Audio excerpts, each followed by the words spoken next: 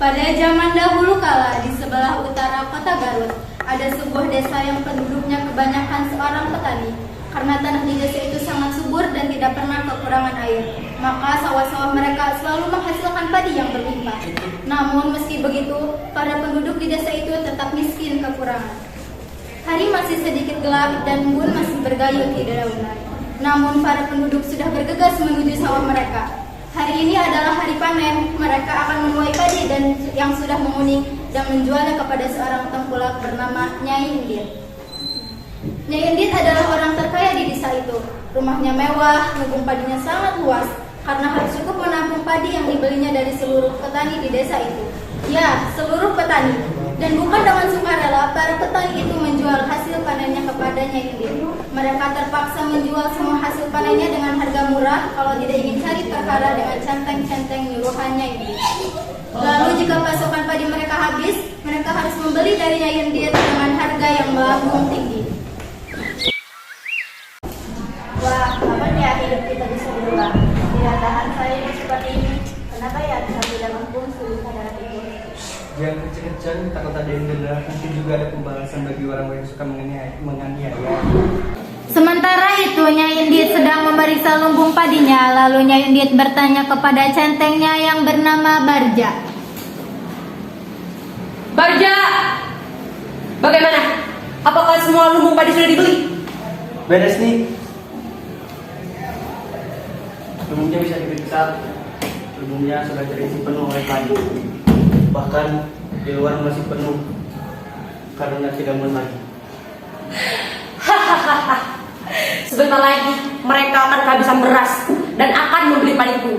Bagus, awasi terus para petani itu. Jangan sampai mereka melanggar.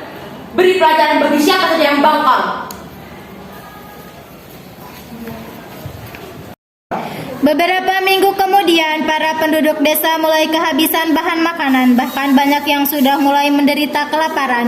Sementara Nyai Indit selalu berpesta pora dengan makanan-makanan mewah di rumahnya. Aduh Bu, bagaimana ini? Persediaan gas kita sudah semakin menipis. Sebentar lagi kita harus sepak semua kerjanya Indit. Tetangga sebelah harganya naik 5 kali lipat dibandingkan saat kita berjualan dulu. Ya Tuhan, benar Bu, bagaimana ini? Kita harus membeli keperluan yang lain. Ya Tuhan, beri kita kemudahan. Pada siang hari yang panas, dari ujung desa nampak seorang nenek yang berjalan terbungkuk-bungkuk. Dia melewati pemukiman penduduk dengan tatapan penuh iba. Kasihan para penduduk ini, mereka menderita karena kelaparan seorang saja. Hal ini harus segera diakhiri. Dia berjalan mendekati seorang penduduk yang sedang menumbuk padi. Saya mau bertanya, Tanya apa ya Nek? di manakah saya bisa menemukan orang terkaya di desa ini? Oh, maksud Nenek rumahnya Indit. Rumahnya di sebelah sono. Nanti Nenek tinggal belok kiri saja. Emang ada perlu apa ya Nek? Saya mau minta sedekah. Percuma minta ke dia mah nggak bakal dikasih. Lihat saya aja kalau mau makan di rumah. Tak perlu, saya ingin melihat reaksi dia ketika ada orang miskin berminta sedekah. Oh iya, beritahu penduduk yang lain untuk segera berpindah karena sebentar lagi akan ada banjir besar. Hah? Yang bener Nek? Kan sekarang musim kemarau. Masa ada banjir sih? Saya tidak bercanda. Sementara itu, Nyai Indit sedang menikmati hidangan yang berlimpah. Demikian pula dengan para centengnya. Si pengemis tiba di depan rumah Nyai Indit dan langsung dihadang oleh para centeng. Hai pengemis tua, cepat pergi dari sini. Kehadiranmu hanya membuat teras kami kotor. Saya mau minta sedekah karena saya belum makan. Mungkin ada sisa makanan untuk bisa saya makan. Apa peduli kami? Kalau mau makan, beli. Jangan minta. Cepat pergi dari sini sebelum kami seret. Si nenek tidak bergeming di tempatnya. Dia masih tetap diam. Lalu si nenek berteriak meneriaki nama Nyai Indit.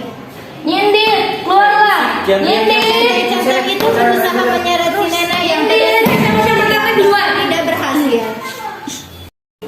Hei, siapa kamu nenek tua? Kenapa bertarik keluar? Ganggu orang makan saja. Saya minta makanan karena saya sudah 3 hari tidak makan. Lah, gak makan kamu minta ke saya? Cepat pergi dari sini, nanti banyak lalat yang mencium baumu. Si nenek bukannya pergi tapi malah menancapkan tongkatnya ke tanah lalu memandang Nyai Indit dengan penuh kemarahan. Jadi, Hei Indit, Tuhan telah memberimu rezeki begitu berlimpah. Kenapa engkau tidak bersyukur? Kau kikir. Penduduk desa menderita karenamu. Kini aku akan memberimu hukuman. Memberi hukuman tidak petaniku. Kau tidak lihat betapa kerennya centeng-centengku, betapa kuatnya centeng-centengku. Sekali pukul saja kau akan mati. Kau tidak perlu repot-repot mengusirku. Aku akan pergi dari sini jika kau bisa mencabut tongkatku ini. Dasar Nabila, apa saja cabut tongkat dengan satu tangan pun pasti saya bisa. Lalu Nyai Endit mencoba mencabut tongkat itu dengan satu tangan. Ternyata tongkat itu tidak bergeming. Dia coba dengan dua tangan, masih tidak bergeming juga. Sialan, centeng, cabut tongkat ini. Awas saja kalau tidak cabut. Gaji kalian akan aku potong. Centang-centang itu mencoba mencabut tongkat si nenek, namun meski sudah ditarik oleh 3 orang, tongkat itu tetap tak bergeming. Gimana sih? Ternyata kalian tidak berhasil. Lihat aku, dicabut dengan satu tangan pun bisa.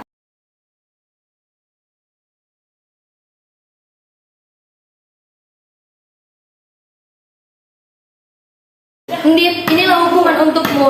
Harta dan kekayaanmu akan tenggelam dengan air ini. Setelah berkata demikian, si nenek tiba-tiba menghilang entah kemana. Tinggal Nyai Endit yang panik melihat air yang meluap dengan deras. Dia berusaha berlari menyelamatkan hartanya, namun air bah lebih cepat menenggelamkannya beserta hartanya. Di desa itu kini terbentuk sebuah danau kecil yang indah. Orang menamakannya Situ Bagendit. Situ artinya danau dan Bagendit berasal dari kata endit. Beberapa orang percaya bahwa kadang-kadang kita bisa melihat lintas sebesar kasur di dasar danau.